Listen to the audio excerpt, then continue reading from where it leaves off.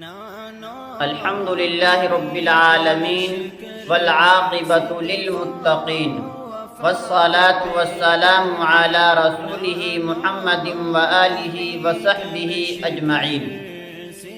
أما بعد، عن أبي هريرة قال قال رسول الله صلى الله عليه وسلم: أفضل الصيام بعد رمضان شهر الله المحرم، او کما قال علیہ الصلاۃ والسلام.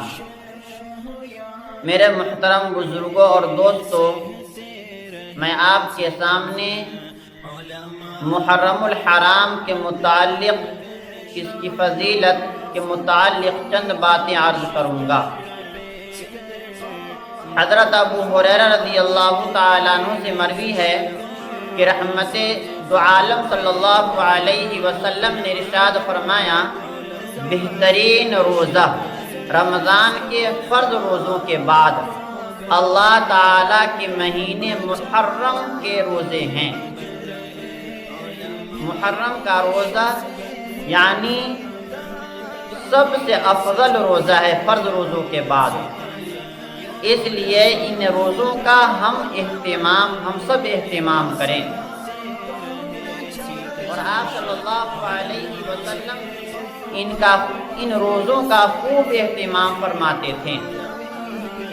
جب آپ صلی اللہ علیہ وسلم کو یہ علم ہوا کہ یہود و نصارہ بھی 10 محرم کا روزہ رکھتے ہیں، تو آپ صلی اللہ علیہ وسلم نے فرمایا کہ آئندہ سال ہم لوگ جب روزہ رکھیں گے تو ایک روزہ کو اور بڑھا لیں گے.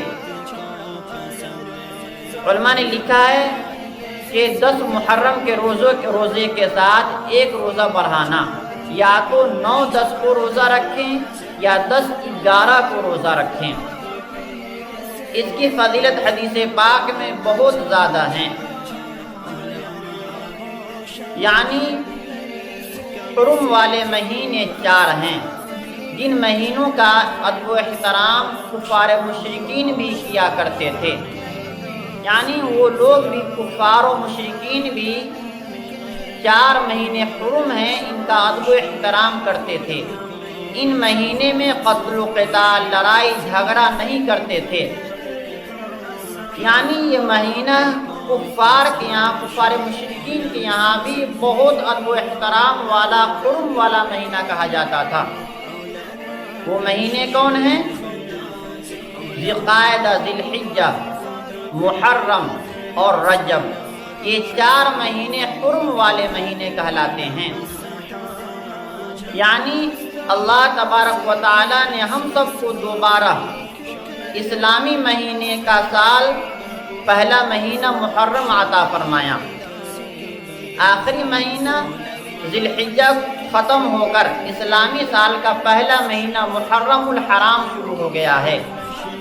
اور عجیب بات یہ ہے کہ ذی الحجہ کی 10ویں تاریخ میں رسول اکرم صلی اللہ علیہ وسلم کے جد امجد ابراہیم علیہ السلام نے اپنے بیٹے اسماعیل علیہ السلام کی قربانی کا واقعہ پیش آیا.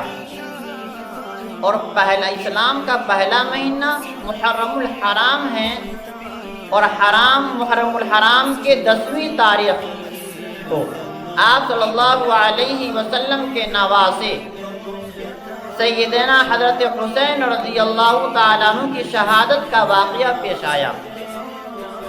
علماء نے اس میں ایک عجیب نقطہ لکھا ہے کہ اسلامی مہینہ کے آخری مہینہ، اسلامی سال کا آخری مہینہ ذی الحجہ، اس میں اللہ تبارک و تعالی نے ہم سے قربانی طلب فرمایا.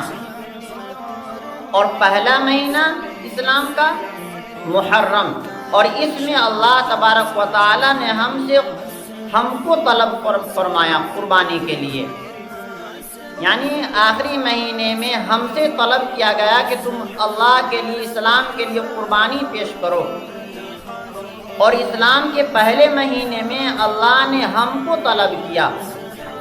اور اسی محرم کے، یعنی محرم کے 1 محرم کو سیدنا حضرت عمر بن خطاب رضی اللہ تعالیٰ عنہ کو شہید کیا گیا۔ یہ مہینہ بھی قربانی کا مہینہ ہے، یعنی ہم سے یہ طلب کیا جا رہا ہے کہ اپنے دین کے لیے، اپنی شریعت کی حفاظت کے لیے، اپنی ایمان کی حفاظت کے لیے یعنی اپنے آپ کو بھی پیش کرو اور قربانیاں بھی دو، تبھی جا کر ہم اعلیٰ درجے کے مسلمان کہلائیں گے، ہمارا ایمان محفوظ ہوگا، اور ان مہینے میں ہم خرافات سے، رسومات سے، بدعات سے اپنے آپ کو خوب بچانے کی کوشش کریں۔ اللہ پاک سے دعا کیجیے کہ اللہ پاک ہمیں بھی اور آپ کو بھی اہدنا الصراط المستقیم پر چلنا آسان فرمائیں۔ وما علینا الا البلاغ۔